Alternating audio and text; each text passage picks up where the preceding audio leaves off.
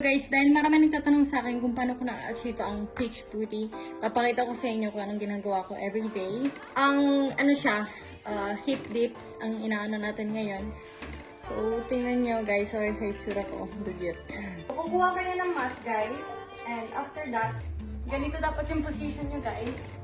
And ang una nating exercise is raise, tapos i-raise nyo ulit, pass. Okay? Tapos kabila naman. If matagal kayo nag-exercise, pwede kayo gumamit nito. It's a resistant band, guys. Pero if baguhan pa lang kayo, okay lang naman na kahit wala. Suotin natin. Kita nyo yung growth ng glutes, guys? Muscle yan. So guys, huwag nyo pabayaan na yung puwit nyo ay sobrang lambot. Kailangan nyo talaga mag-exercise. Okay? And then, ang ginagawa ko is, para dito guys, ganito. Rainbow.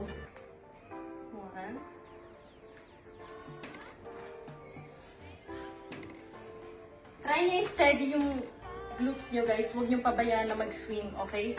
Kabila. 1, 2, 3. Okay, so gagawin nyo 1 minute, 1 minute. Also, pwede din kayo ganito. Kailangan nyo lang humiga. Gagawin nyo the same, pero dalawang pa. Hindi ko alam paano i-explain. Rainbow pa rin siya, pero pagin yan. 1, 2. Everything 1 minute, okay? Kita nyo naman yung glutes abang ginagawa ko to. Nako-compress siya, di ba? Ibig sabihin na gana. Next, guys, it's this one. 1, 2, 3, 4, 5, 6, 7. Tapos, mas unti yung ganito. Mafe-feel nyo talaga sa glutes, guys.